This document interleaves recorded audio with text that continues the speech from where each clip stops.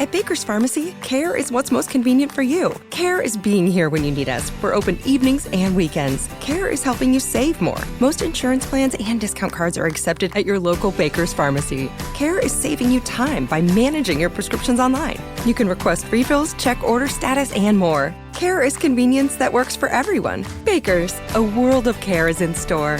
Services and availability vary by location. Age and other restrictions may apply. For coverage, consult your health insurance company. Visit the pharmacy or our site for details.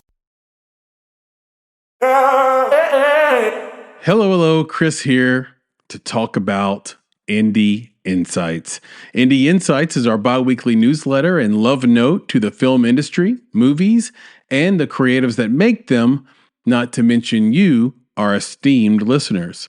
Inside, you'll find curated industry trends, articles, exclusive commentary, and unappreciated films from filmmakers like yourself worldwide. The best part is that it's completely free. So sign up today at www.bonsai.film/subscribe. It just takes a few seconds, and once you sign up, you'll get our next newsletter on Friday morning. It's that simple. Go to www.bonsai.film/subscribe to get Indie Insights, our bi-weekly newsletter, and join a network of film creatives like yourself. That's www.bonsai.film/subscribe to get Indie Insights for free. Hello, Chris here with another episode of the Make It podcast. And this week's Bodega Sync Indie Artist Spotlight is the band Mom Rock. And the track today is named Bullseye. Mom Rock, originally formed at Berkeley, is a Nashville-based power pop trio tearing up the indie scene with a sound that evokes iconic 90s rock bands like Weezer and Cake. I loved both those bands growing up, so that's pretty awesome. Since their 2017 debut, they have racked up millions of streams and rocked packed houses across the region and across the country. You can follow them, support them, be part of their journey on social, of course. At Instagram at Mom Rock Official, or on TikTok at Mom Rock TikTok, or on X at Mom Rock Official as well. So once again, shout out to Mom Rock. Thank you for making this wonderful track and being on the podcast. Do go support them at their socials, Mom Rock Official on X, and on Instagram, I should say, and at Mom Rock TikTok on TikTok. And so, without further ado, please enjoy this conversation with writer, director, producer, and actor extraordinaire Angus Benfield, featuring the incredible song Bullseye by Nashville-based band Mom Rock.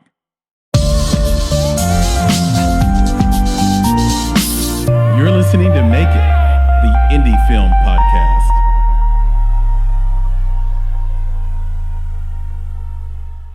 Hello, Chris here with another episode of the Make It podcast, and I'm here with my good friend and my co-founder, Nicholas Buggs, and our esteemed guest, Angus Benfield. Guys, say hello. Hey. There you go. What's up, man? I see I was doing it again. I was about to fight Angus for that one. You know, sorry, who's going to go I jumped first? in too fast. I didn't. No, you did it. It's perfect. I got nervous. Am I supposed to say hi now? Let's do that again. Right. 5, 4, 3, 2, 1. Get 5, back 4, in 3, there. 2, 1. Yes. Hello. No, it was great. It's part of the charm of this. Perfect. It's part of the charm of this little show we have here. I do have some housekeeping, Nick, before we get started in our conversation with things. All right, let's do it. And look, is it like me to give myself flowers? Yes, it is. And because I'm a guy who takes educated guesses, I take these risks. I put myself out there with opinions. And when I'm wrong, you guys can revel and roll around like pigs in my wrongness. That's fine. Yeah, I mean, I like that. And it happens so often that I just get used to it. So Charlton Heston. Look, how do you get something wrong with Charlton 3 weeks in a row? I don't know. It's like I'm all hallucinated. Anyway, I'll never live that down. But there are times where it's sweet. It's sweet because you're right on something really big. Charlton Heston's that's not a big thing to be wrong on. I wasn't born when he was in those movies. Right. Okay. And Angus, we're talking about the fact that I said Charlton Heston was not in the movie Ben-Hur. And then you said he wasn't in Ben. Wait. Then you said he wasn't. And then he wasn't in. Yeah, I said he was. I said he wasn't. It was weird. Anyway. Right. Last year, we interviewed the one and only Sophie Holland, one of the world's best casting directors, casting director for The Witcher, casting director for Wednesday. Both are having incredible runs on Netflix. I think she cast a show with what's his? Why am I losing his name? Yeah, Idris Elba. Brain fart. Yeah. So she's just killing it.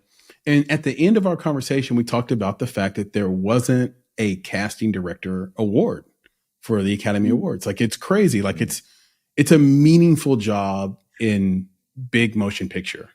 Right. And you just don't get any credit for it. You're just expected to just be behind the curtain. And now, with our complaining and our putting it out there and us calling some people and some other people already interested in this happening, which we mentioned on that interview in that podcast, right. It is now an award. You can now win an Oscar for being a casting director. There we go. And it all started right here on the Make It podcast. Here. There you go. As far as I know, we were the only podcast, period, film or otherwise, asking for a Academy Award for casting. Nick? Giving people their flowers. That's what that is. Period. Right? Yeah, I love it. That's what it is. Me too. I'm right there. Okay, let's go, Sophie. Let's go. Yep. Good job, Sophie. Proud of you, Sophie. You're going to win one. And hopefully you'll come back on the cast and just show it to the camera. And then we can talk about how much it weighs and how shiny it is. Right. Speaking of future Oscar winners, we have Angus Benfield here with us. Angus, why don't you tell the audience a little bit more about yourself and what we might know you for and what you're working on now? Yeah, sure. Well, my name is Angus Benfield. I'm originally from Australia, and I've been living in the US in LA for about almost 7 years now. And I am an actor, and I also do a bit of producing, writing, directing as well. So I do a bit of sort of everything. And yeah, I mean, I've done some TV and stuff like Inventing Anna and CISLA and all those sort of things over here. But mostly I'm doing, my real passion is doing independent films. So yeah, I don't know if anyone knows me from anything. I'm still just a small, fish in a big pond, I guess. But yeah, I've done a couple of films that have come out. One, it was called The Post, which was we released in theaters. It's still on a bit of a theatrical run at the moment. And another one was The Great Turkey Town Miracle that kind of came out in Thanksgiving of last year. And yeah, and then we're just about to release a movie called The Keeper, and we're about to shoot another one called The Weight of Darkness. But so basically, I kind of created a little bit of a mini studio, sort of, I guess, like Chaplin did in the early days. In the early days of Hollywood, the actors would sort of become their own studios. Obviously, got people like Tyler Perry does it these days, which is similar sort of thing in a smaller micro version of that. So because it's but anyway, but that's kind of what I do, and I also do distribution as well. I used to have that as one of my day jobs back in Australia. So I have my own theatrical distribution platform, so which is very because that's really difficult for indie filmmakers to get into theaters, and because there's a lot of costs involved. So we figured out a way to do it a lot more economically, so we can kind of get back into theaters, because that's where we also want to go when we make a movie. Yeah, that's sort of what I do, really. Yeah, it's funny. It's funny. I just dig into right there. Yeah, Chris, exactly. There's so much there, but it's like this guy is over here dripping in humility. You hear him say, like, I'm an actor. I do a little producing.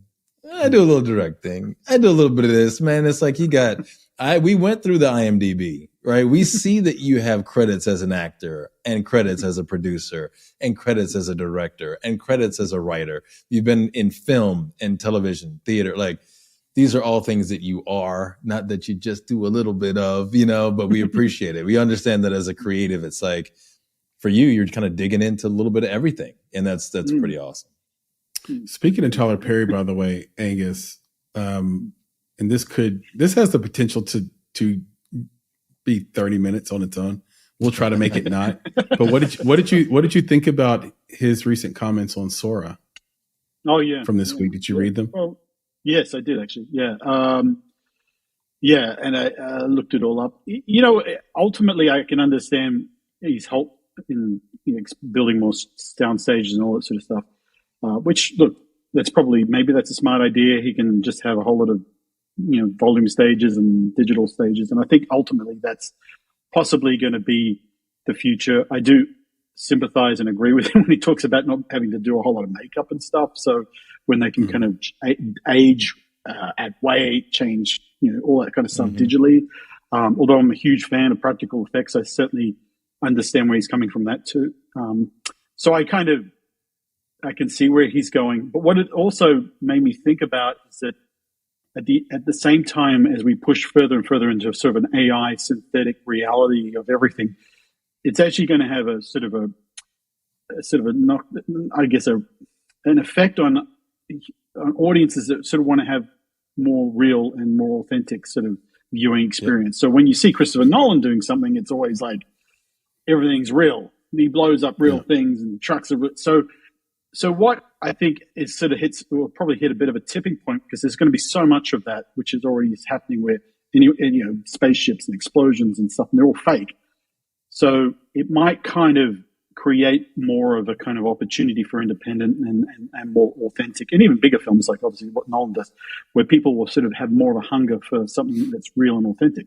Because if all we're getting fed is Taco Bell, microwavable Taco Bell, because there's no kitchen in Taco. It's just you're going to eventually say, I want something from that little food truck, or something real and something authentic, which is what happened in the 90s. It was like you had this big 80s, which was a great decade of film, but they were big blockbusters. And then the 90s came, the Sundance kind of thing came, and there's all these little indies came out. So I agree. Like, his business decision makes sense, but I also think, and obviously everyone's sort of freaking out when they look at the technology, and I did look at it, and you go, oh my gosh. But it has to take us to a point where we suddenly go, you know what, we want real, we want sort of real people, we want real locations and things like that. I mean, even with animation, I mean, it's the voice actors that get all the recognition and stuff like that. So you still need somebody real. Everyone's looking for that. I don't know if you can create an AI character. I mean, you could have maybe a character, but I don't think it's going to be something that everybody's going to love. And that's all we're going to consume. But it will be another branch of, like, everything, like when radio came out and then television came out. Radio still exists. It's not as big, but so it's, I mean, we're such high consumers. We're just, it's going to keep going. But yeah, I mean, he knows what he's doing. And I think that, it'll be interesting, and he'll probably get on the crust of utilizing that for good and helping, create bigger set pieces to his films with the lower budgets. I mean, that's kind of great. Wide shots and extras and crowds of thousands that you can kind of create digitally. I mean, and I know that Chris has some. we both have kind of like gut feelings about it as well, right? There's the business side, and we both know that. But I know, Chris, you've got some thoughts and feelings about it, and after you share yours, I'll share mine. I was like, you should. I know you have some thoughts. You should share yours, but I don't mind sharing mine. I mean, it's put it out there, and I wrote a little bit about it in the newsletter. I'm going to continue to write some more stuff about it and just kind of share it. But, to your point, Angus, it is sort of akin to things that we've already lived through before. You talked about the 80s and 90s. When I think about the 80s and 90s, I think about the digital revolution in music, because I started in music. And when you had a digital workstation and you were able to sample other people's work, there was a giant, and people forget this because it's been 30 or 40 years, but there was a giant outcry against that. There was a sense that you weren't getting real music, or the people who actually created these things, aren't getting their credit, aren't getting paid, or sort of are being manipulated in some way. And then came music in commercials, and you started seeing the song that you proposed to your wife or husband with now in a Toyota truck commercial, and it sort of lessens it for you. So none of those things, I think, to your point, Angus, killed the other lanes that music were in. There was the giant fear that it would, right? And it hasn't happened. Now, there have been negative outcomes from that. So, for example, if you were a songwriter in the 80s, you likely were quite wealthy and could support a family if you had a number of hits. Today, that may not be true. If you can have a few hits, but you get paid so little through Spotify and Apple and other streamers that really isn't going to sustain you the way it used to. And that really is true in a town like LA or a town like Nashville, where there's a lot of singer-songwriters who once enjoyed a legacy of money, but now the same product that's being played and presented to listeners almost the same way no longer provides the same money in return. So those are some of the negatives that come to my mind. Also, just the fact that there are certain genres that use samples so much that no new sound is created. So there's no new music. So you're always pulling from the past. And so I think this AI thing with Sora will have that effect, because they will get where they want to get. There are shortcomings now. It's just not good enough for film right now, even as amazing as the videos are. I've said, maybe an establishing shot, but it would be a nightmare to edit these 60-second clips, or to have continuity between characters, or to see the nuance in a incredibly acted performance. I think some of that's just flat out not there yet, but it will get there. So it's enough to pay attention to, because it will be a tool in the toolbox of a filmmaker going forward. But the question is, Angus, do you want to be, and Nick, do you want to be a prompt maker, or do you want to be a filmmaker? Because if you live on the prompt side, I suppose that's going to be viewed as a type of work. But I think, to Angus's point, people like filmmakers. People want to know that the person that made their film is real, that they're out there doing real stuff, had real human experiences. And maybe that attitude and sentiment will change, because all life is change. But I think there will be a lane for prompt makers. I think there'll be a lane for people that just make movies from prompts, just make shows from, especially in animation. Sure. Yeah. Because what we suffer from now, Angus, is the Disney effect, where have you noticed recently that no matter what the race or gender of the Disney character is, they all kind of look alike? It's just getting boring. Like, I don't even want to watch it. I can't distinguish anything from anything. Right? Like, I need that sense of identity of the movie that you get from a human performance. That's all. Yeah.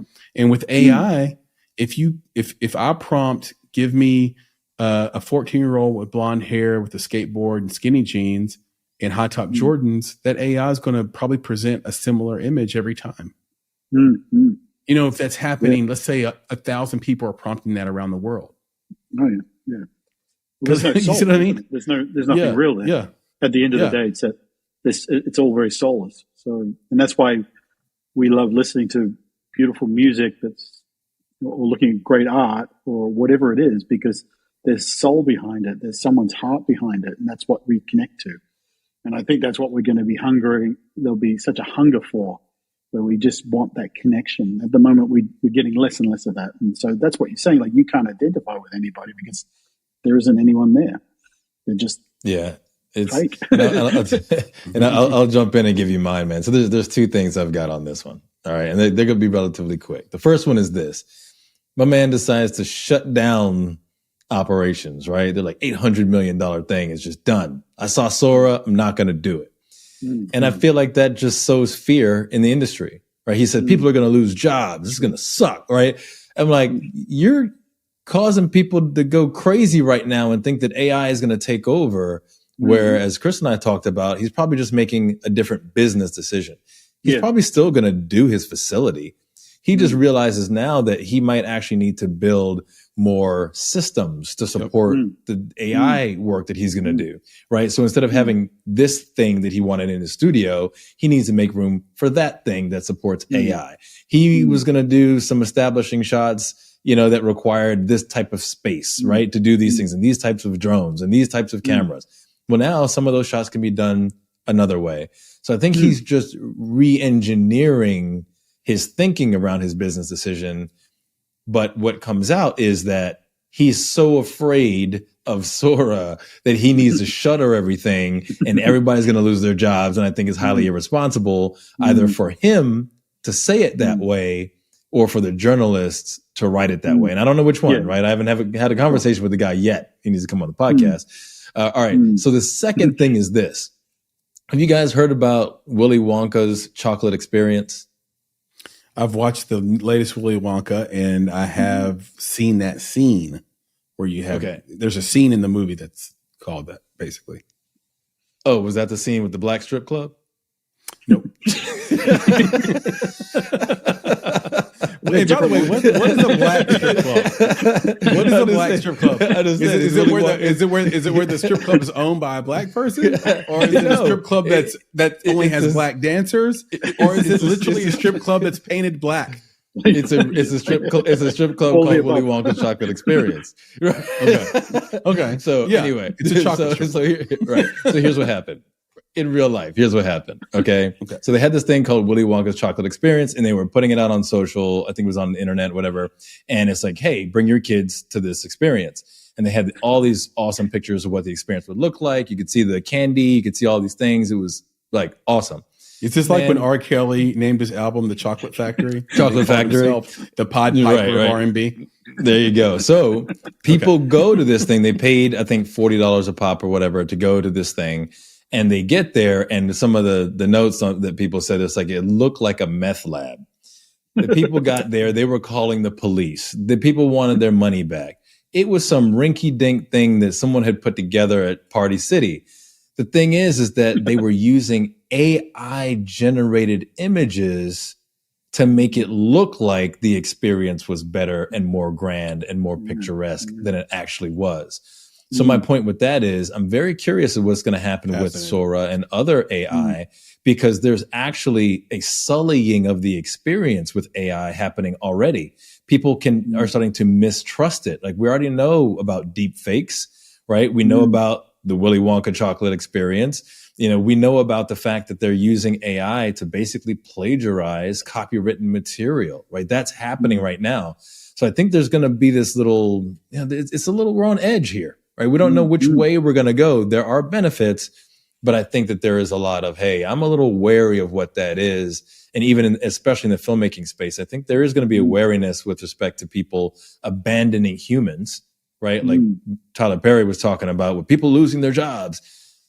I think there's some wariness about that. And I think that the audience is also a little wary. They're not ready to just jump in on AI totally. So yeah, that's kind of my take on that whole Tyler Perry and Sora situation. Yeah. I mean, I like what you said about the business decision. I know me and you have talked about this in the past. We just haven't said it in front of the audience, but it's like, it's really smart. It reminds me of a story of when I actually used to work at a Christian record label. I'm not a very religious person, which is why that's a little bit, ironic, I guess, if that's the right word, but it was called Word Alive Records. And boy, do I have some stories from Word Alive Records. Maybe that's why I'm not religious. They had all these tax benefits, right? Because a church is like a special tax entity, right? And they're able to get loans and things like that. So we were going to build a big, like, state of the art studio there and just really blow everybody away and like let everybody know, put them on notice. Like, we're here, we're serious, we're going to make recordings here, we're going to bring in top artists, we're going to sign artists, etc. And so we were building, and this is like at the end of the 90s, early 2000s, and we were building this massive studio that had this massive board in it and control board. And for those who aren't in music, this is basically that image you have in your head of those sliders moving up and down, right? And it was automated and it was gigantic. It was amazing. and this thing was $200,000. And what the pastor, who's kind of like the CEO, and others working there didn't quite understand was that Apple was just months away from releasing Logic, which was just one of a slew of sort of digital workstations that were all in one.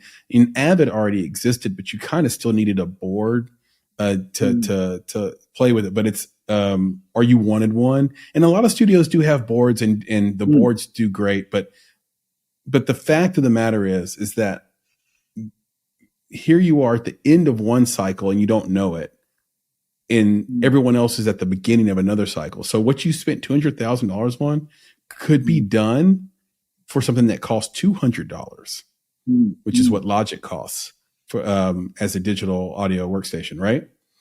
So this is kind of what happened to Tyler Perry. He is building an $800 million studio in an age where in just 1 year, that will be ridiculous. Why would you spend $800 million on a studio when there's AI? So what he's really saying is, man, I got so lucky. I pumped the brakes, and now I can spend maybe 1/100th of that and get more output, right? Like, I think that's kind of what he's thinking. You made a point, Angus, earlier about special effects. And look, I love our HMU people and the wardrobe people. They will always have work because there will always be a need for the real, like you said. Yep. But but there's also this other side of it, which is, first of all, independent filmmakers that need to save some money, and you can digitally put makeup on or make somebody look something and it's photorealistic. That's going to be huge because we've always expected film to start costing less based on Moore's law. And this is the first time it really can do. Like, I really don't know what Red and Ari and all these companies are going to do. Like, they can no longer charge $60,000 to $100,000 for full camera kits, like where you have the batteries and everything, like in the brains and all that stuff. Like, you can't do that anymore. That's too expensive. It shouldn't cost that much. We know it's a freaking camera, and we know that there's a pretty great camera right here in your phone. Yep. Right. Like cut it out. Right. They're making the cost of film stay expensive because they have shareholders. Right. So AI will help with that. But here's the other thing. Me and my youngest daughter just watched The Never Ending Story. So I've seen it many times, and she had never seen it, but she has the book, and I can tell that she's not into it. I can just tell she's not into it. And I'm like, what's not happening here? Like, this was awesome. This is an awesome movie. She should find it awesome. And I'm really looking at it being objective and saying, you know what? Doesn't hold up. Not awesome. I told her after, I said, I regret something. She said, what, Dad? I said, I regret showing you this movie before you read the book. Now, in her own way, she said, well, don't regret that, Dad, because I was never going to read the book anyway. but the statement remains true, which is that if you want Never Ending Story, you must read the book, because the movie doesn't hold up, because they were using those special effects. Like, everything looks so fake that it takes you out of your disbelief. You can't even, and no shade to the dude who played Atreyu. Golly, that guy cannot. He didn't study Meisner. I'll tell you that. He didn't do any. He didn't do it. Hey, he didn't do any acting study whatsoever. It's a different lens when you're older. It's a different lens when you're in film than it was when we were kids. Man, I love that. And when I was a kid, I didn't Labyrinth. I didn't know when people couldn't act when I was a kid. Apparently, exactly. You didn't, and that's why like, a lot of kids, like, I watch movies with my son, and he's like, "This is great." I was like, "That was garbage, bro." I don't know this. Maybe somebody on Quora will answer this, but I would love the answer if somebody knows this. Was Atreyu, and I don't know his real name, and again, no beef to you, no shade to you, really. I'm just simply saying, did he have to get line reads? I think Angus. I think he had to get line reads. There's no way. There's no way he didn't have to be read every line and how to say it. Yeah. Hey, so did and the it doesn't Olsen hold trailer. up. So that's true. So with AI, my point is, with AI, things that are made now, Angus and Nick, will not look dated necessarily in 20 years or 30 years the way the Never Ending Story looks Hey, Sort maybe of so they'll look ridiculous cheap. now. Maybe they'll look cheap. Maybe that'll be the difference. It's kind of like Angus was saying, maybe. right? And Yeah, I do maybe. want to get into Angus's films. And maybe it'll look like that was AI. Like we're past that because we want the human side of things. So yeah, I just wanted to take that, as a segue, bro, and talk about The Keeper, right? I want to talk about that story because I read a little bit about it and I was like, this is cool. I like this. And it is definitely a human story there. Yeah, so I'd love for you to talk about what you're doing with that and what that means to you. Yeah, sure. Yeah, I mean, that's completely, there's no AI or CGI in that. Right. And I think that's kind of part of this sort of discussion really, is that when we made that, we wanted to, I'll explain a little bit about it, but we wanted to go to the real places where the story was actually set. And that was, because we could have cheated it in, just in California and certain forests and stuff like that. We could have cheated it. So, and I think part of the story is also the story behind the story. So when you want to tell, talking about a film or anything else like that, it's always, what else is beyond, like it's beyond the four walls of the cinema. What else is beyond that? And that's where, AI doesn't go beyond that. It's just stuck, and CGI and everything's just stuck within those four walls. So that's something that we, with this story, because then I'll tell a little bit about it. It's about George Erschelm, who was he was in the army, and he during the Gulf War, and he came back with PTSD, and he was struggling with suicide or thoughts and stuff, and unfortunately in this country, there's 22 vets commit suicide every single day, and so he started to hear more and more stories of people. Some people he knew, some people he didn't. And he collected, reached out to their families, and they would give them the name tapes, which is the name tape which they would wear on their uniforms. Yep. And then he put them on a loop, and his vision was to go and do a through hike, or at least maybe try to hike as far as he could on the Appalachian Trail. And the real story is that he did go there, but really he was also going there to also commit suicide with the rest and join the rest of them. And so that's kind of the beginning of the story, and we carry the story on beyond that. Obviously he didn't. Not want to give away too many spoilers, but the point is and that what we did with this is that we had everything that was authentic. We had the backpack that he wore. George was with us. We had the name tapes, the exact name tapes, the exact names that were 363 name tapes. That it was quite a large amount of them. We went to exactly the same places, the same hostels, the same tracks. Obviously, we couldn't go every single, because it is 6 months to do a through hike, so we couldn't take a film crew.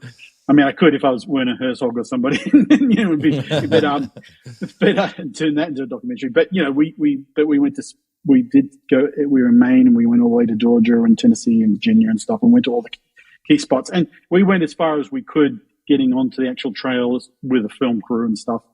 And we were able to do that with a lot of help from other hikers, veteran hikers as well. But yeah, like the whole thing is, we really wanted to be real about everything.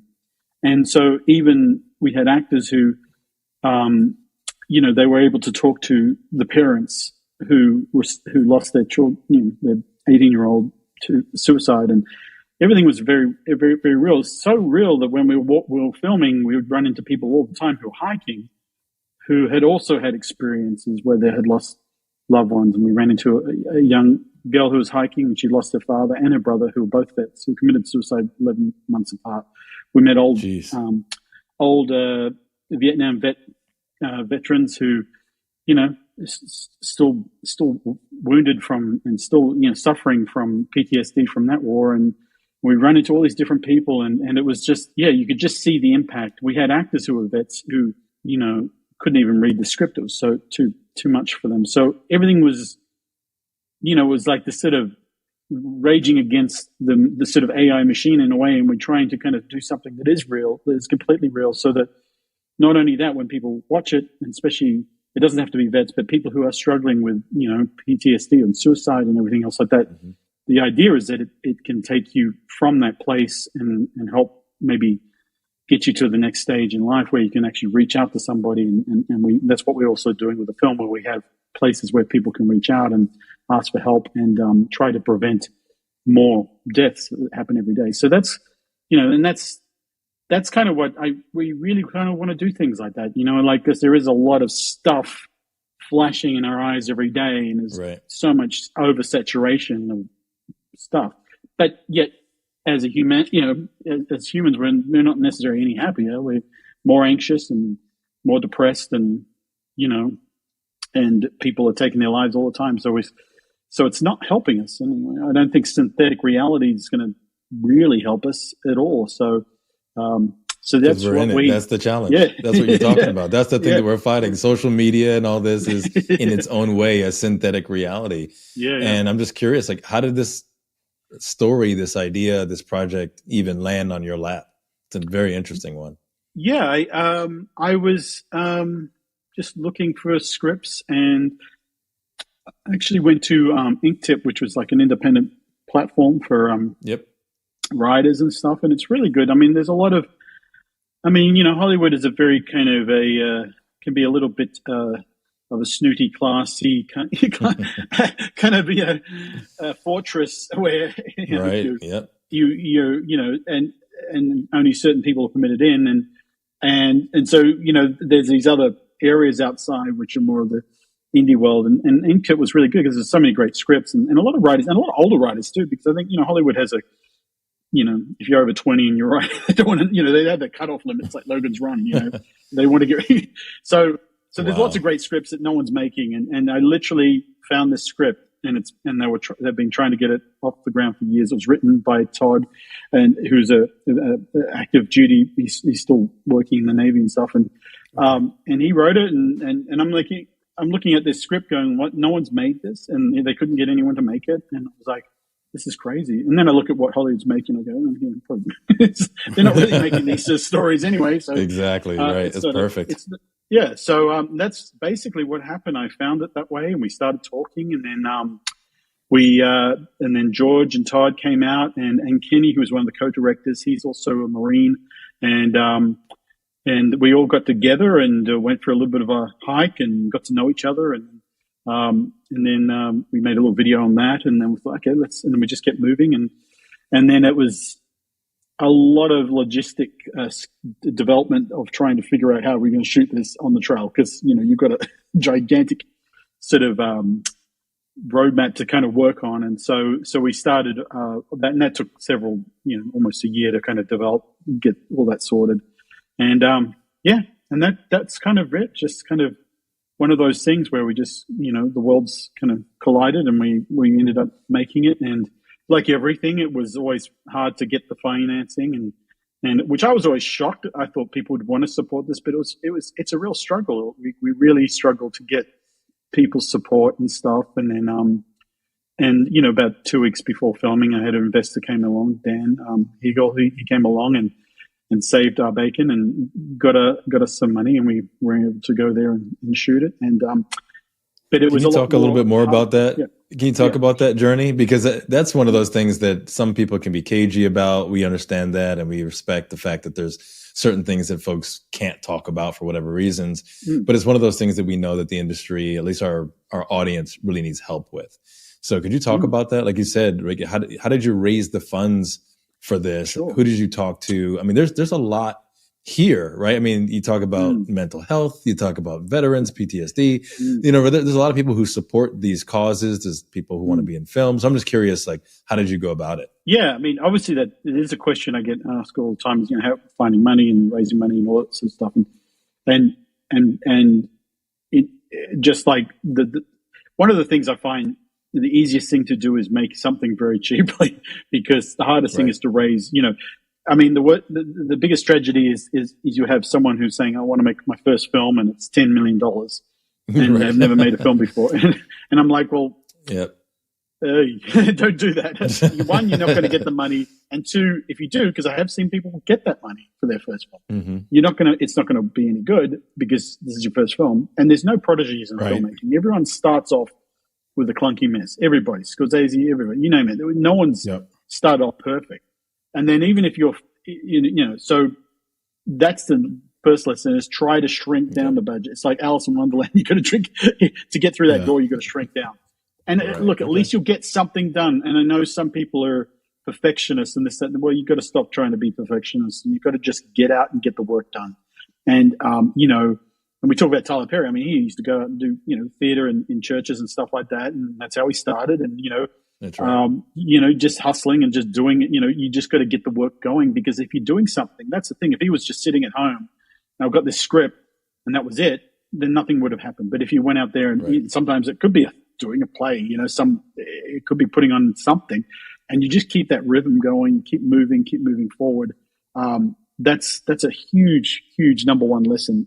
And the problem is, I do find these days it's getting, younger filmmakers are getting more and more, I guess, because what we're seeing is so kind of synthetic all the time, is that, and the budgets are so gigantic and they're bigger and bigger and bigger. They find that very hard to do anything that doesn't look perfect, doesn't look amazing. And then they don't want, and and they're afraid, because they're afraid that someone's going to say your film is crap and you should quit, which is what they probably will say. But that's the other lesson, is that you got to also be prepared to put something out there that everyone's going to take a dump on and shred. And that's the person who then does another thing and keeps going. That's the person who's going to succeed, because they probably won't like it. And because everyone, because it's low budget or it's got no money, it's like, it wasn't your fault. You could only raise so much money. So, but you've got to, so one hand, you've got to make the budgets really small to get going. And two, you've got to then have a steel jaw and go and wait and be prepared to get your ass kicked as you go out. Because it's hard making the film. It's harder getting the film, not even just the distribution, but it's hard just getting your work out there and have everybody judging it. And they are harsh and they will not hold back. And they're comparing your $10,000 film to Christopher Nolan's $200 million film. Yep. And it's like, that's not fair. That's not fair, but that's unfortunately how it is. But back to with The Keeper, I mean, we did things like crowdfunding for a bit, which I really detest. I hate crowdfunding for me, because I'm not a cool, hip 20-year-old on with 1,000. What was your? What outside of that? Is there any other reason why you hate crowdfunding? Just curious. Well, I don't. One, I can't. It doesn't work for me. I think if you've got a big following and stuff, you can certainly make it work for you. And I think if you've got a great social media platform and you've already built that up and you've got millions of people following you, sure, it will probably work. Whether the thing that you raise money for, if it's a film, will translate to your audience, that's another story. Because I think if you built your audience as a social media YouTube star or something like that, creating a movie over this side doesn't necessarily work. You might get the money for it, but they may not necessarily go over here and see it. So, but yeah, I find just it's never really been very effective for me, but it can certainly work for some people, and I've seen it working for some people. But I think it's you just got to be. But it's a lot of work. So you put in as much work doing a crowdfund, trying to reach smaller investors that way as you do finding bigger funding. Yeah. Right. So I'd rather spend more time trying to find investors who, have the money, and then because ultimately, you want to continue to grow your business and keep growing it. And so, crowdfunding is great for a one-off thing, but if you want to do more things, then you definitely need to really work on finding investors. And really it's doing the work, because if they've got nothing, if they can't see anything, if someone came to me with something and they wanted me to invest and there's no track record of anything, it's a little bit riskier, because it's like, the thing is, there's other areas of filmmaking that a lot of young filmmakers don't understand, and that is just holding the whole crazy ship together, because it's a lot of leadership and there's a lot of all that. You need to be able to, because egos and all sorts of crazy stuff happen. So if you've never actually gone through a whole feature film before, that's a bit of a red flag. And so, that's why it's so important to go out there I'm not a huge fan of doing shorts. I understand proof of concept, but I'm like, shorts are great to wear in summer, but I think if you want to make a real film, go out and shoot a real film. And you can't make any money out of shorts. And that's always like, you made and then you see people do proof of concept shorts that cost them $100,000. And I'm like, you just blew your whole budget on 10 minutes. Right. No, don't do that. People do that. And do it. We've had guests recently that have made what they would call a 40-minute short. That's not a short to me and Nick, but I mean, we've had people do that, and we've had guests that we talked to recently that I think this episode isn't even published yet, that are like, no, we're going to make shorts profitable. And like, we've heard that many, many times. So I'm like, yeah, go for it. We need to do that. But also I've seen and heard somebody say that before. And I've heard a lot of people try to sort of turn that leaf. It's very difficult. I do agree with you. And it's not a popular opinion, but I do agree with you about crowdfunding. And not because of the fact that the work is equal, which I completely agree with. But it's because of like how you want to design and sort of construct your film in pre-production is so important. So, you want to have the proper financial structure, right? You want to pick a location where you're getting no less than 32% from the taxpayers, right? You want to, have your bank partner involved at 30%, and you want to have, minimum, but not at 50% either, or 70% or whatever. And then you want to have some equity partners. So you don't want your equity side of that to be 100 people that pay $20 that feel like you owe them the world. Like, you wouldn't have made this movie without me. People who just like don't understand what filmmakers do, kind of like the tech bros who are like lauding Sora, don't understand what filmmakers actually do, right? They think filmmakers just like pop this thing out. No. It's an uber collaborative thing. And just so you know, me and Nick have got 3 feature films in worldwide distribution. We've done a bunch of shorts. I just did a short this last weekend. So I'm not against shorts. I totally get what you're saying about go and make a feature film though. But so here's the thing. That investor, that person or persons that are your equity side of the structure, those need to be like game changers for you. They don't need to be people who, we'll take it, right? We're filmmakers, we're indie filmmakers. Like, we'll take somebody who's just trying to hide some tax dollars or have a tax break and put away some dollars into film. We'll take somebody who's sort of a Panonica Rothschild, where they just like, well, actually, that's maybe the perfect investor where they're actually a patron. But the idea is this person shouldn't just be a check, because if they're just a check, then they actually have no value to you against the person who can write a check that's $1 more. Right. So I'll say that again. They shouldn't just be a check, because they actually present no value to your film against a person who walks in and can write a check for $1 more. So these people should know something about film and have some money. Maybe they want a tax break, but they also have creative. They also have a network or a Rolodex or somebody else they can introduce you to. Or, and this is the best kind, they deeply, deeply, deeply believe in your talent, the way that your agent would or your manager would. And they happen to have the money to finance your movie. That's what you really want. You don't want a bunch of you don't want 500 no names that gave you $20 each. Yeah. So I know, Angus, we're like, we totally get it. It's like, it's a lot of hard work for little payoff.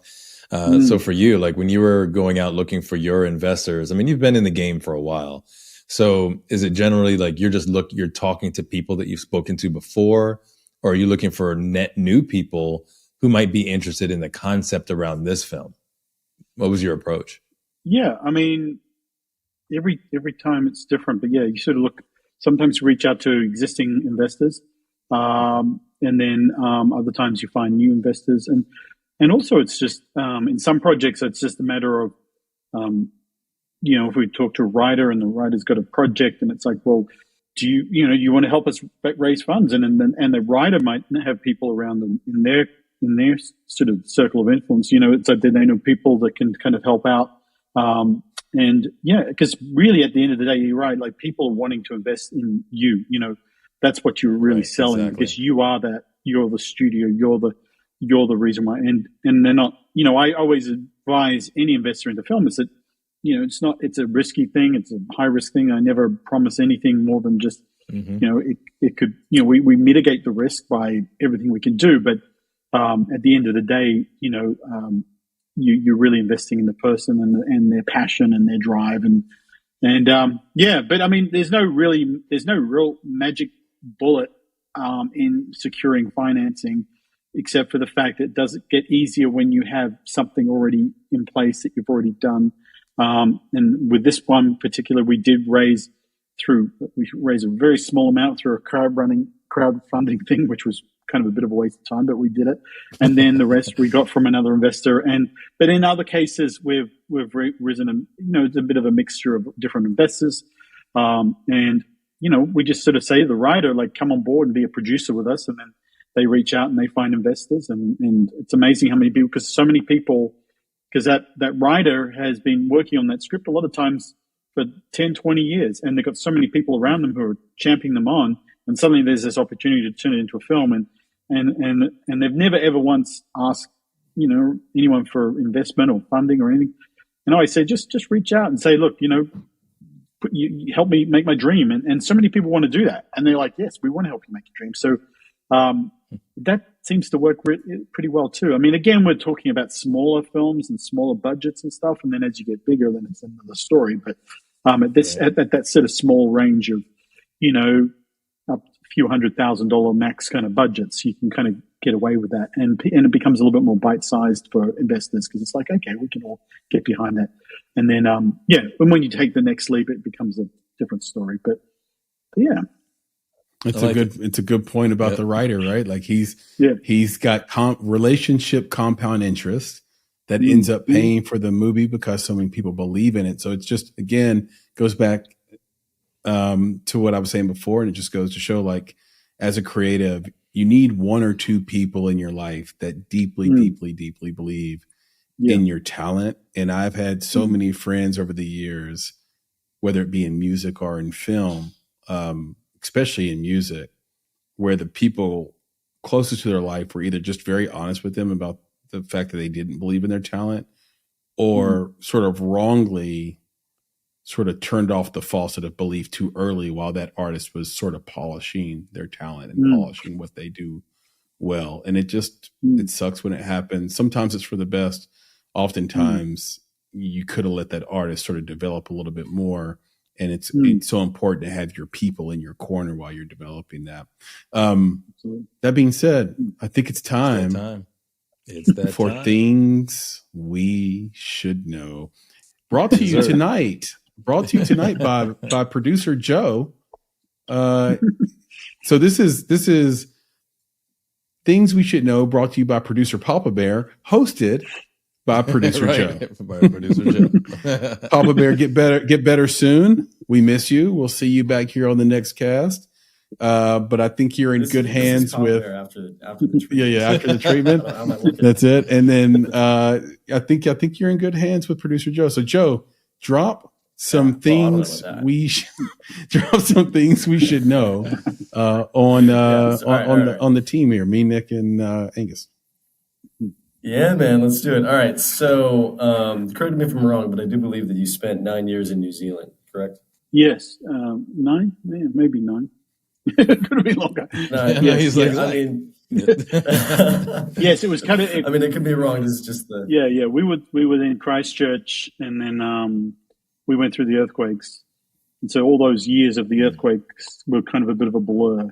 But it was good for before that. but the earthquakes, and then we went to Rotorua in the North Island for a bit. But yes, I did. Yeah.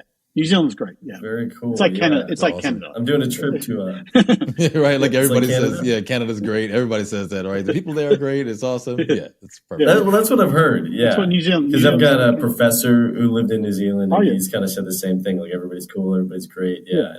I'll be going out there in the summer, so I got to ask you more about that later on. Yeah. But nice. For now, it's good. So I have a question for all you. You should. It's New Zealand related, so you might know it. If you do know it for a fact, then. We'll just leave it to Nick and Chris to see if they can. Kiwis. But my question for Kiwis. Okay, that's not the answer. Okay, go ahead. No, okay. But good guess though.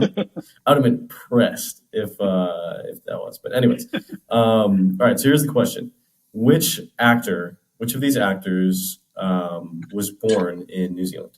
Okay, I'll list them out for you. No. Russell Crowe, Heath Ledger, Hugh Jackman, Chris Hemsworth, or Chadwick Boseman. All right, I'm going to list them again for you. Russell Crowe, Heath Ledger, Hugh Jackman, Chris Hemsworth, or Chadwick Boseman. Okay, so only one of them, right? Joe?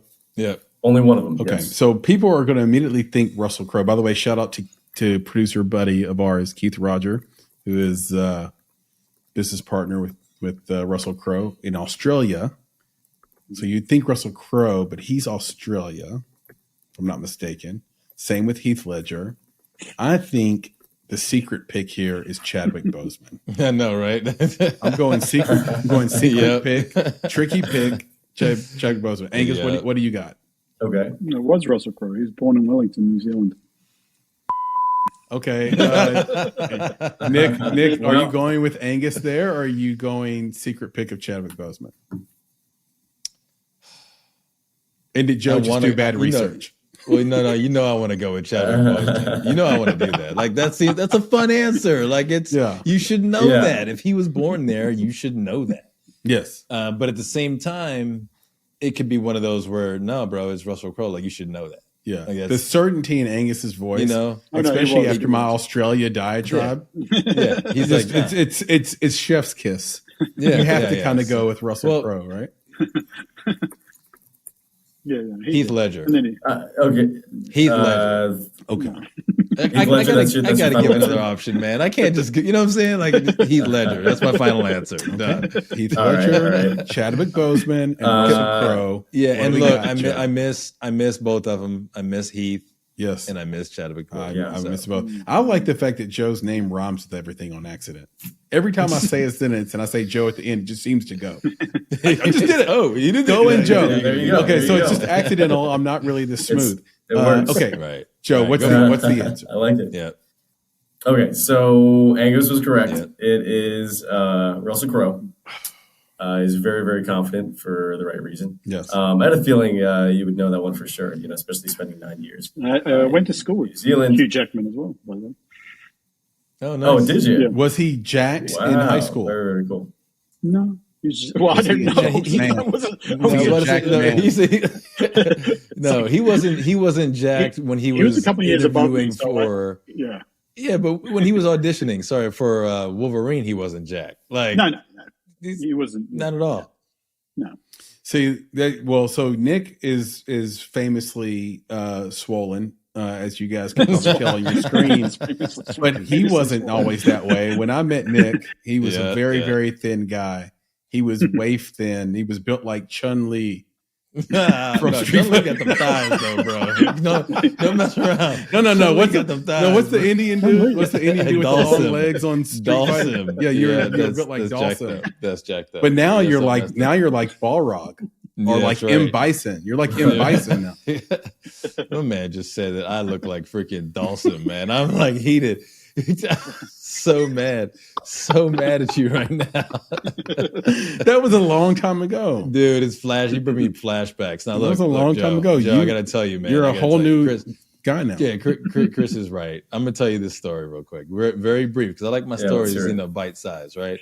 So, I decided I was gonna get swole. I was gonna start working out like the summer after my junior year of college. Mm-hmm. So I had been at this school for 3 years, and people saw me the way that Chris did, right? Mm-hmm. So then I get back senior year, and I might look a little different. I might not have glasses anymore. I might be wearing contacts. I might not be wearing blue and gray all the time. I might be wearing some little orange, a little yellow, a little red. Might changing up a little bit. Biceps might be on swole a little bit. Might be wearing this medium shirts. I mean, things might have changed. And I'm walking across the lawn one day, and I get waved down by these girls. They're like, "Hey, come over here." So I'm like, okay, cool. Let me go talk, see what's going on. I walk over to the girls, and they're like, "You go here?" I'm like, "Yeah, I go here. I've been going here for 3 years. I go here." "What's your name?" Your name, Nick, right? I'm like, "Yeah, my name." "Oh, yeah, we remember you."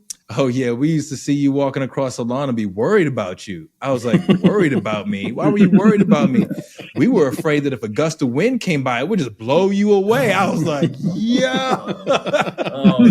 that's jacked up. I didn't realize everybody thought I looked like Dawson. You know what I'm saying? You were skinny, bro. I'll be honest with you. Yeah, I'm your brother, man. I'm just going to tell you, you were a skinny dude. Your dad was wrong for putting you on that meal plan. Because there wasn't enough money on that card for you to get them snacks. Bro, there was never enough money on that card. I'll tell you at Vanderbilt, one of the things I love, I'm going to tell you guys real quick. This, again, bite-sized story. The people who worked in the cafeteria, at the school, would sneak me food. Uh, 100%. Bro, they were bringing me extra stuff. I'd ask for a sandwich. I'd go pay, open up my bag. There'd be 2 sandwiches in there, man. People try to, try to hook me up. Nice. I thought it was just because I was broke. Now Chris is over here telling me because I was skinny. People trying to feed me, man. heck yeah, man. But look at you now. Okay. Just like Hugh Jackman. Just like Hugh Jackman, who went to high school with Angus. You went from skinny and impoverished to jacked and doing well. So it's a happy ending. It's 2 happy endings. Don't worry, I was right there with you in too. one. Joe, you filled in quite well. Thank you so much for bringing us the things we should do. Wait. We're not done Oh, yet. it's just like there's 2. Let's do that rewind thing that Jim Carrey does, Nick. Yeah. Let's go back. Just roll back what I said. Yeah. All right, Let's Joe, hit us with the second bring it one. on back a little bit. Let's go. My Yeah, all right. apologies. Okay, so we got. No, it's all good. It's all good. We're not used to having 2 questions, so I thought I'd surprise you for this debut. The first one's too easy. All right. First Anyways, one's too easy for Angus. Exactly. So it's another list. All right, which of these directors is not from New Zealand? Okay. The opposite of the other question. Yep. Okay. Exactly. Okay. We got Taika Waititi. Okay. Genius. Martin Campbell, who's known for Casino Royale. Peter Jackson, Lord of the Rings. Okay. And then Ridley Scott for Blade Runner, Gladiator. Okay. Not from New Zealand? Not from New Zealand. It was the second one again. Isn't Peter Jackson from New Zealand? Or did he just shoot Lord of the Rings Taika there? Waititi. Yeah, number 2. Here, let me list it for you again. We got Taika Waititi for Jojo Rabbit, Martin Campbell for Casino Royale, Peter Jackson for Lord of the Rings, and then Ridley Scott for Blade Runner, Gladiator. Well, the list could go on. Martin Campbell. Oh, that Boom. was fast. Hitting it. Martin Campbell. Just bang. Not phoning a friend. Okay. Just hit the button. Yep. I'm going to go Go for with it. Ridley All right, I like it. Scott. Okay. Ridley Scott. Angus is looking confident. Well, no, He knows this. It's Ridley Scott. Yeah. Yeah. Yeah, all right. Yeah, Angus is correct. I said Ridley Scott too. Scott. Ridley. The Chris was right. Oh, yeah, it's Chris good. was right. Yes. Yes. Do you know how Chris- rare this Chris is, and Angus, that I both actually correct. got this right? Like, this is so rare. Yeah, you did This well. is nuts. Well, it's because you got me, guys. I mean, I'm giving you guys layups here. Dude, I'm sitting here like, nah, I'm just answering. Boom, hit the button. I have no clue. Like, what am I? I'm gonna do? I'm Yeah, gonna I guess. know, Nick was so Well, this confident, movie too. was done here, and his parents were. I'm like, nah, man, just push the button. You know, like Someone's Next- going to be in a trivia bar in Vermont, and they're going to have heard our podcast, and that is the only place this information is going to be useful. Uh-huh. Exactly. So, Exactly. in Vermont. but now everyone, including us, now knows Russell Crowe born in New Zealand, Ridley Scott not.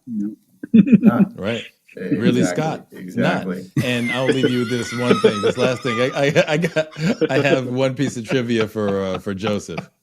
You ready? Oh, Yeah. All right, Because let's I hear it. appreciate- I'm awful at trivia. Oh, this is great, I'm gonna bro. embarrass myself And first I'm time gonna on the mess pod. you up because it's not trivia. Spell Massachusetts. Oh. Let me pull up chat. Let me pull up chat. Don't fair. worry about it, bro. Nobody knows how to spell Massachusetts. It's like me saying spell vacuum backwards.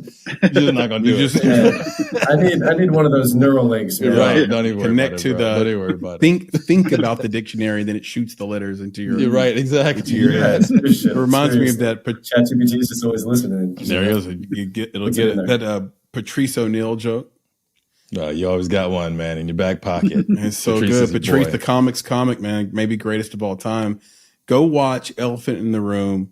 It's probably on YouTube, legally or illegally, but it's worth Right. your time. Like, go watch it. It's one of the greatest stand-ups shows you'll ever see. It's called Elephant in the Room. Patrice O'Neill. And he has this joke that if someone had a gun to my mom's head and all I had to do was spell a restaurant, she'd be he'd be like, sorry, I love you, Mom. You always been there for me, Mom. Spell it. You're right. You know, Can't so do it. yeah, I love it's just a thing you don't even think about. There are things you learn in school that just like don't apply to your real life on a day-to-day basis at all. And spelling, for the most part, especially when you have like word processors, that's one of them. Yeah, well, especially when you're talking That's how it emojis. You know, that's the other thing. It's like, and everything is fixing your text now. Man, I still put punctuation. You know, it's like people, I'm sure people are like, he put a comma in this joint. I'm like, Well, yes. handwriting too, man. Handwriting is like a lost art. Like my mom's a second grade teacher, and especially like the post-COVID kids, like you notice that like they're like handwriting at like almost like a kindergarten level. You know, like these kids like in middle school and high school, like they just don't have the skill to write because. I mean, it makes sense. You know, you're just sitting there the whole time, like just texting, and you've got your computer, and it makes sense. It's a faster way to get your thoughts out just by typing it rather than writing it. And like when I was in middle school, you know, we were still doing like paper pen tests and stuff like that. Now it's just all on your computer. No, man. See, that's the struggle. No, I'm telling you, these kids need to have number 2 pencils. And they need to have higher IQs. No, they need to be forced to fill in those little bubbles, bro.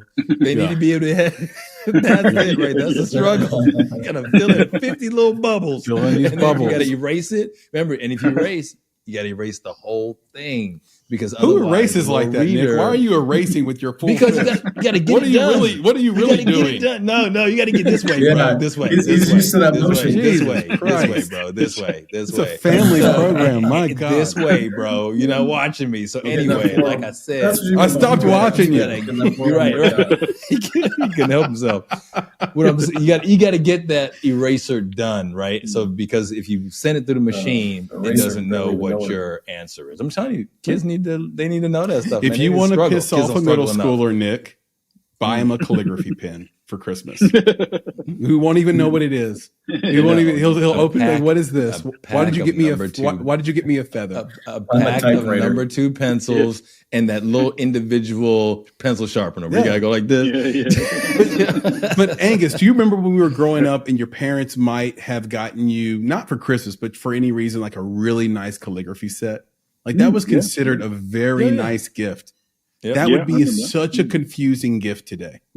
I don't feel like you would be honoring the person by giving them calligraphy. They wouldn't even know what calligraphy was to begin with. That's why I'm like, what is this? What am I supposed to do? Like, what? Yeah, no. You could look. You literally can look wise just by writing with one in public. People will come to you and ask you what the meaning of life is simply because you're writing by dipping your pen in ink. You just look more wise. You just look like the dude who raised the turtle. Angus is going to do that now. What's the dude that raised the turtles? Steve Irwin? What was his name? Not Shredder, but the rat dude. Splinter. Splinter, yeah. I thought you were talking about real turtles, bro. Like, no, the Ninja Turtles. Oh, you're talking about the Teenage Mutant Ninja Turtles. Oh, we're going back to Teenage Mutant Ninja Turtles. Yeah, Splinter was wise. He was wise. He was a wise rat. Okay. Yes. And he wrote with the calligraphy pen, obviously. Obviously. Yeah, so there you go. Joe, this time it will not be inappropriate for me to say this. Thank you. I did need to know that. I'm glad he got some knowledge out of it. I'm glad I could do Papa Bear some justice and some inform. Love you, PB. Man. Love you too, Joe. Great job, man. Ridley Scott, not born in New Zealand. Russell Crowe, New Zealand. Yep. But according to my buddy Keith Roger, he's in Australia right now, kicking it, trying to make another movie. One of the things that Keith told me, though, by the way, that was interesting was that there's this, and you can tell me if this is true, Angus, or not. There's this sort of arms race to like lock up studio space because these states are sound stages. I mean, so these sound stages are basically selling to studios for in exclusive contracts for like 5 years, 10 years, stuff like that, especially overseas, like not here in the States. So a LA production can go to let's say the UK, take advantage of all their loopholes and tax breaks, and then only that studio can shoot in that soundstage for that 5 years. And it's so expensive to build a soundstage, and you have AI right there that no one's sort of going to compete and build another soundstage. So you get locked out. Yeah. You actually get locked out of making the best film you could make. Wow. And it hurts your ability to finance. It hurts all this stuff. Have you heard of this, Angus? No, but it sounds kind of. I mean, it's a policy that happens all across the board, even with distribution and stuff. If you're a bigger player in your big studio, you can sort of basically tell the theaters where you want that you want to have this many posters. You want to make sure that your trailer's up front, and you can kind of dictate what you want. So it's definitely, yeah, it makes sense. I can totally understand, and it's really a big production studio kind of problem. I mean, it doesn't really affect independents and the smaller filmmakers, but yeah, it's definitely something that I can see happening. But yeah, who knows what's going to happen with that? Yeah. Here's what I tweeted the other day. I don't think it's called tweeting anymore, but here's what I posted the other day. If you wanted, how is it possible that no one has put a movie theater candy store next to a movie theater? So not a Walgreens or a CVS where all of the candies are, but just a standalone candy store that only sells movie theater candy. So they don't sell gummy worms and all the stuff that you have to put in a plastic bag. They sell things that are in the boxes, just like in the movie theater. And then what they should also sell? Purses. So that you can put the candy in there and sneak it in and walk in. Well, so look, so they've I think they're just becoming a little bit more lenient about that. So we have one. We got a candy store right next to our theater. They only sell movie theater candy though? No. They sell candy that you can walk into the theater with it. No one cares. You have your little bag of candy and you walk in, but that's what you do. You go and you pick. There's a bigger assortment. It costs less, and you go get your candy, and then you go to the theater. And nobody's bothering you. It's not like it used to be. I don't think those executives would like that if they found that out at the theater. They do it. Yeah, because the whole margin is that candy right and popcorn. Oh well, the popcorn you can't get right outside, but the candy you can. But we don't hide it because we thought about that before. It's man, you better wear your big coat. Everybody wear a coat. All y'all wear a coat, and it's you got the one with the 17 pockets, right? Nah, man, we get a little candy bag because this is how it works. If you went shopping at the Gap and you walked into the movies, they're not telling you can't come in with your Gap bag, and they're not going to search you. They can't do that. So it's the same thing. I might have gone to the candy store. That's up to me. Yeah. Right. If I go to that's my shopping bag. So they can't stop you when you go in, and no one bothers with it. So yeah, that's interesting. So yeah, we do have that, man. We go there all the time. I think it would be smart for AMC and Regal to invest in those stores. So instead of inviting competition, just make the store and then you anchor them with the price in the theater to guarantee sales in the success of the other candy shop, right? So it's $10 for a box of peanut M&Ms in here, but it's only $3 in here or $5 in here.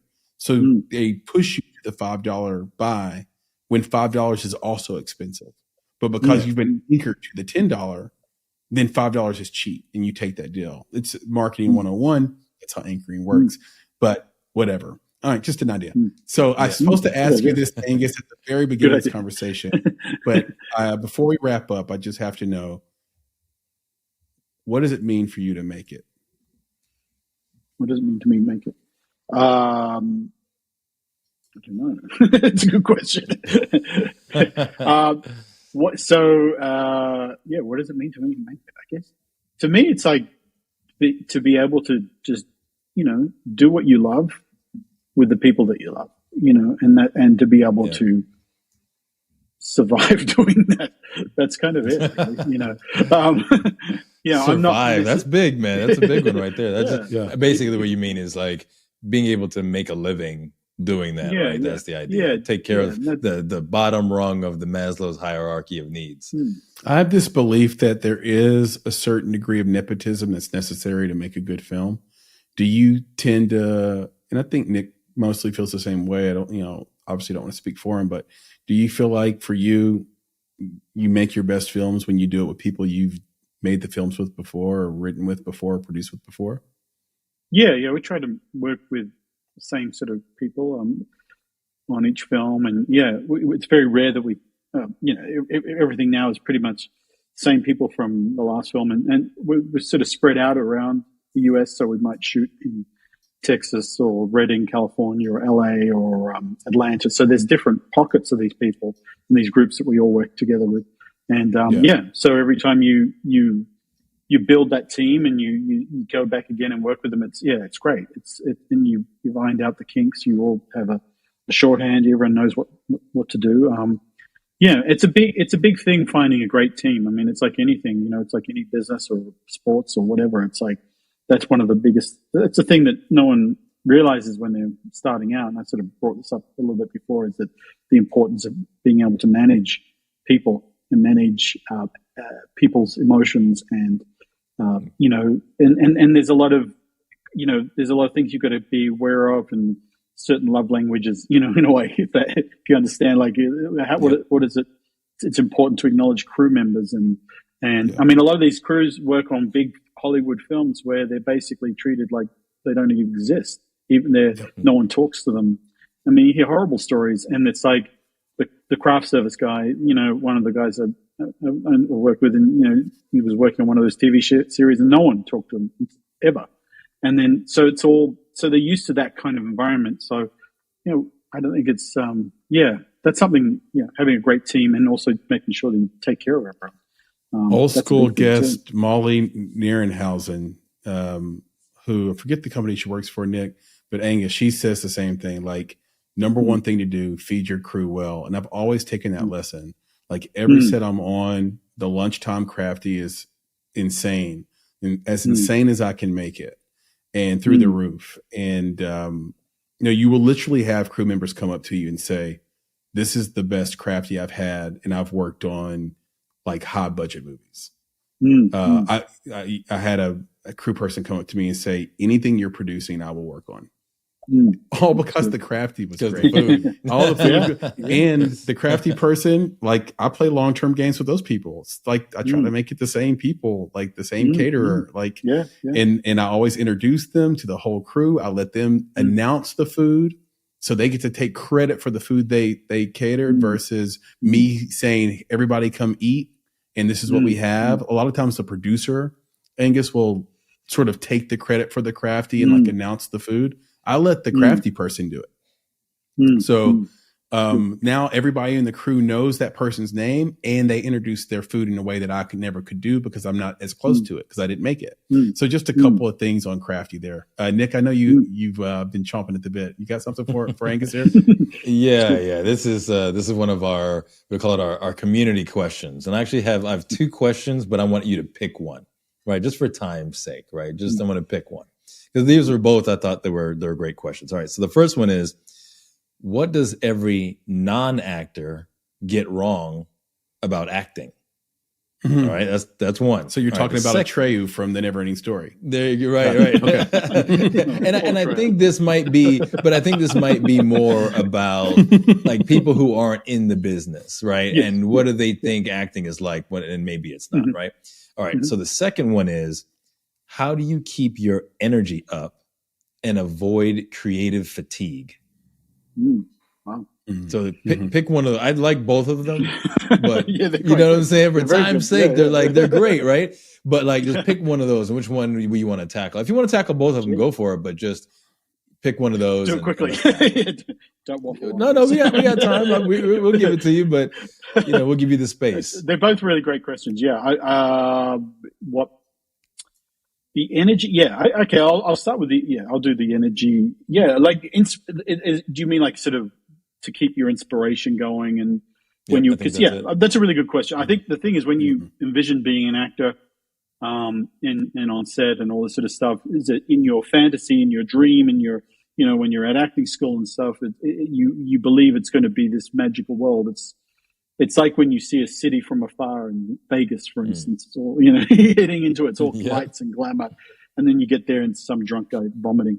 And so that's kind of what it can be like, is that you think it's going to be all lights and glamour, and then you get there and it's a drunk guy vomiting.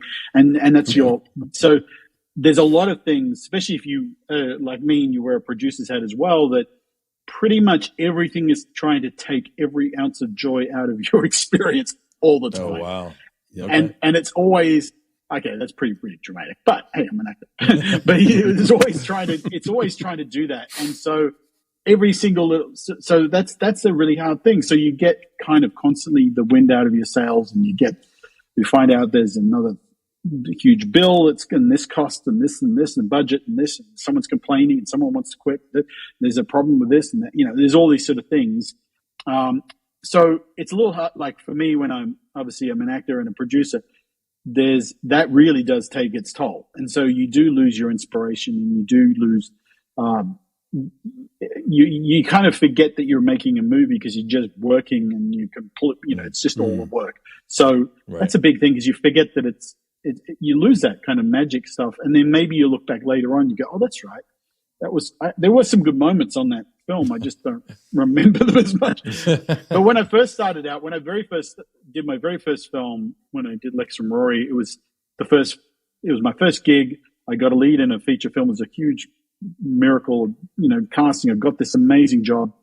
Worked with Dean Murphy, who I'm still good friends with, and it's his first film to direct. And we're in, and I remember that was the first thing I noticed, is that, as the days went by, and the long days and long hours and all that sort of stuff, and 12-hour days, 14-hour days, stoned at DPs who took 5 hours to have a shot, and all the other crazy things that would happen, you start to lose this doesn't feel as exciting as I thought it would be. And then you do multiple takes, another angle, another this. And one of the things I found the simplest thing to do to kind of keep going is to go to a movie theater and watch a movie. And when you sit there, it's kind of like Nicole Kidman doing those little AMC things. It's kind of very true. There's a sort of sense of magic. And you sit in there and you go, no, that's why I'm here. That's what I'm doing. And I think it's a really important thing, not to go it still sort of works if you watch a movie like a classic or something that you're really inspired by on your laptop or whatever. But something about going into a cinema and experiencing that whole thing, you realize, wow, this is why I'm doing this. So I think that's the only way you can really, that's what I do to try and, feed your soul in a way, because your soul kind of gets, everything gets taken out of it. Then if you're doing something that's very emotional, that deals with a lot of heavy scenes, and I've done a few films like that, and there's a lot of, that takes a lot out of you too. So that's another thing that you then need to sort of top up again. You've got to be quite careful, because that's taking a lot. You're crying, you're digging up stuff from the past or whatever. So you need to kind of replenish that by being with friends and family and stuff like that. And but yeah, it's a challenge, and it's something you always got to keep working at. But that's my kind of go-to is go and see a movie. And, that's awesome. I love it. I love it. Chris, I think that was awesome. Well, it's always a challenge too. I mean, it's good to hear everybody's perspective on how to do it. Kind of in a way, the same thing that your movie, The Keeper, is kind of addressing in a way. We have to get to the bottom of not the symptom, but the disease of why we lose our energy. And then why for The Keeper, in terms of The Keeper, like, why is suicide becoming so prevalent across the board, in and out of the military, especially in the military? It's always had an impact in the military that was higher than general society. It continues to. I think there are some things we can point to in there, and The Keeper probably does that. But it's increasing in general. We know social media plays a role, especially for young girls. But there's something else there that's driving an all new sort of hopelessness, which ironically is what the Never Ending Story is about, and driving and sort of driving a modern sadness that we have to, and loneliness that we have to get on top of. So it's just always good to hear people's perspectives on how they keep their energy up and how they keep moving and staying inspired, because that is enough to wake you up in the morning, frankly. Like it's keeping your dreams alive and keeping them fresh, and finding other people around you, whether you know them or not, to inspire you. So I look for that stuff. And that is the good thing about the internet today, is that you can just go out, and if you use the right keywords, you can find people who still make you say, wow. Wow. And I try to do that. I try to say, like, no matter what it is, even in mundane things, like, and Nick knows this, like, what would make this a 5-star experience? Like right now it's 3 stars. What would I have to add to this to make it 4? What would I have to add to make it 5, 6, 7, and so on and so forth, until you're just literally out of ideas. And then you can wow yourself and then create something new and incredible in the world. So with that, and I'll just say this last point is just that it's interesting that the audience had this question for us, especially as it pertains to acting, is because we had a similar conversation with friend of the podcast and podcaster Adam Shartoff, right? Yes. Where we had the conversation where we did say that we get in that place too creatively, because there is the work of it. But, our thing, and well, my thing was always just, I'm excited about the next conversation, right? I'm excited about doing the next thing. And sometimes that could be the thing for filmmakers as well, is that, you're going to finish this thing and then get to do another one. It's the act of and the art of creating that gives you that juice, right? That gives you that passion, that reminds you that's why you're doing this. That's why you are willing to deal with the struggle, willing to deal with the work, because at the end of it, you will have something, and your creativity is boundless, right? It's going to now draw you in to the next thing. So I think that's great that you look at other people's art as a reminder that this is why you go through the struggle, is because you admire the art, you admire the work, you admire the result, and you're looking forward to that. And I think that's great. Yeah, that's true. Yeah, it's huge. And I think I've said this on the last pod, but I'll just remind everybody again, this year is unique because half the movies that are up for awards for best film are movies that any of us can make in the sort of indie film world.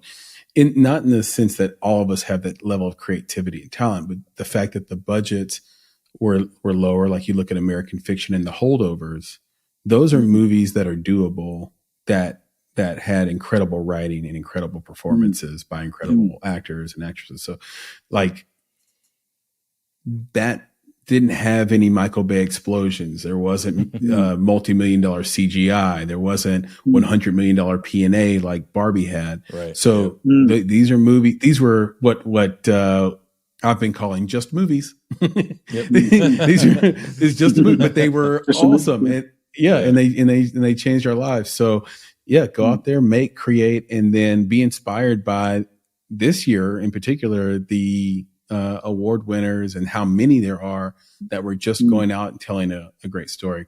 Angus, with that and talking about stories, can you tell us where to find and support your stories, where to reach out to you, where to contact you, where to follow you on social media, all the things?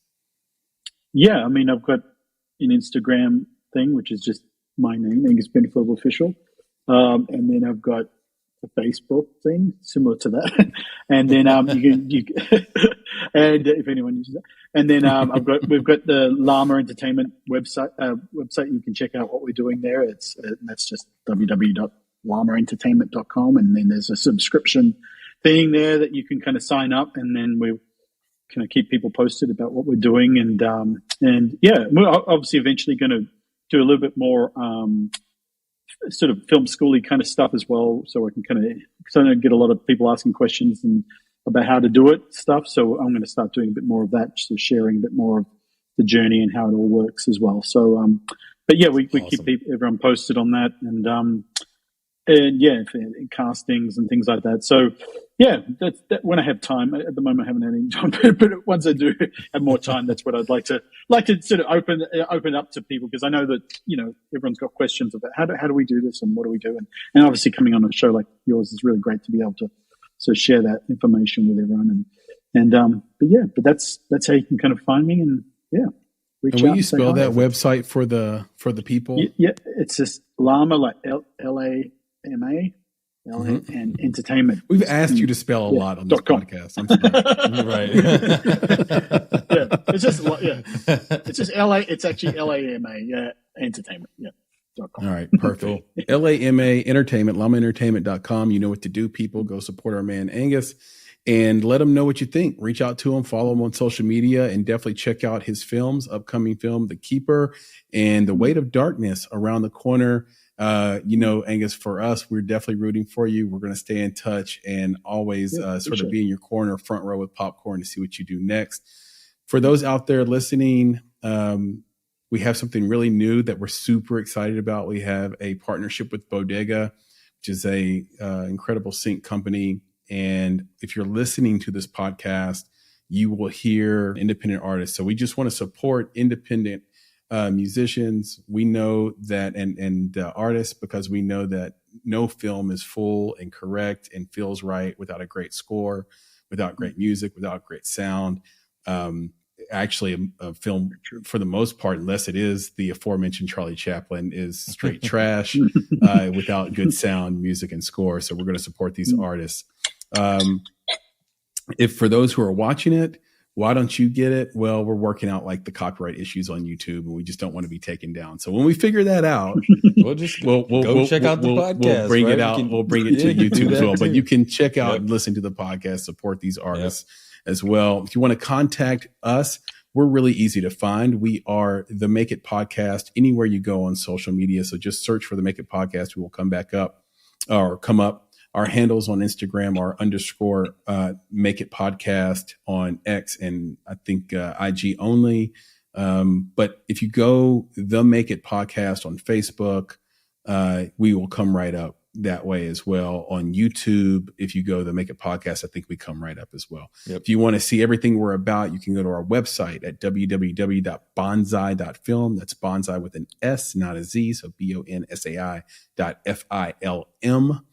And you can check out everything we're all about, podcast episodes, and everything we're up to, including our bi-weekly newsletter, Indie Insights, passion project. We love this newsletter. We pour our hearts into it.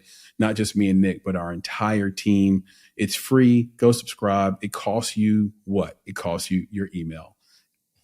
Not that big of a price. We don't spam you. We don't sell it. We just do our thing and bring you things from all over the world of film, including insider stuff that just isn't anywhere that you can find, that we get through our association with the PGA and different boards we're on, et cetera, and discounts and offers and all kinds of cool stuff. So again, subscribe at our website at bonsai.film/subscribe, or you can go to bonsai.film and then click newsletter and subscribe. That way, it would mean the world to us that you do that. You would join a cadre of creatives in film by doing that very thing. If you want to reach out directly to Nick, he is on Reddit at Nicholas Bugs, or I guess / Nicholas Bugs, however Reddit does it. But you can find him by searching for his name. You can also email him at nick@bonsai.film. And if you want to contact me, I am on X at Flame in Your Heart. Your is spelled UR. You can also just search for me by typing in my name, Chris Barkley. I will come right up. And we answer. Our pledge to you is that we will answer and respond to 100% of those messages. So keep those questions coming on Reddit and on X, and we will bring them up on this podcast. And so with that, and I've decided that after this whole Willy Wonka situation, I'm no longer going to use the handle The Chocolate Experience. I'm done with that. I'm just Nicholas Bugs, right? Just keep it simple. I think that's really wise. We used to have a podcast that a lot of other podcasts run right now. They have the same format. They feel like they stole it from us, maybe not. But it was called Married Not Dead. And within 1 week, we were just inundated with X-rated stuff. So you got to pick your names. You got to pick your names right. Yeah, we were having a relationship advice podcast, and turns out that has a whole other meaning in the zeitgeist. So with that, Nick, can you leave us with the credo? Yeah, of course, man. And Angus, again, thank you, man. We appreciate you. Thank you for coming to hang out with us. Yes, this was great, man. This is a great conversation, right? This is what we do. Yeah, our pleasure. So with that, I will say to our friends, our family, our fans out there, and our fellow filmmakers, be better, be creative, be engaged. And thank you for listening. Nick, talk to you soon. Angus, yes, sir. Talk to you soon. Yeah, talk to you soon. All right, guys. You take it easy. Guys. Peace. Later. Be good. There he goes again. Doesn't know what he wants and he thinks I'm the reason. Whoa, whoa, he's a Harvard man. Thinks all to himself he's smart, but can he tell you just what it means when he's gone a little too far? No, take a look and you'll find people tell us that we waste our life.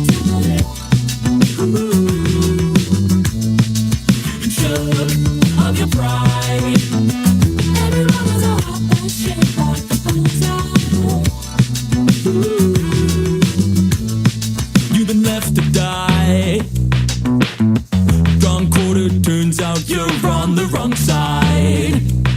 Whoa, whoa, but it's no surprise. You got friends who don't think alike, yeah. Is it any wonder you're feeling there ain't love coming to you? No, take a look and you'll find people tell us that we were started like that. You've been shook of your pride. Everyone has a heart that's shaped like a bullseye. Take a look.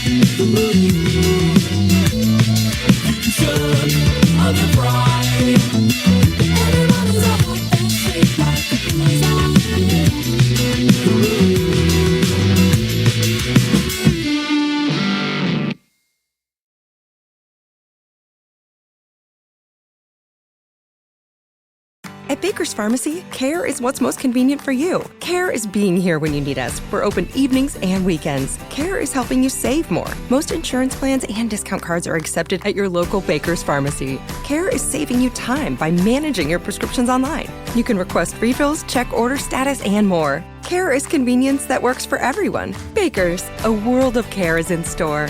Services and availability vary by location. Age and other restrictions may apply. For coverage, consult your health insurance company. Visit the pharmacy or our site for details.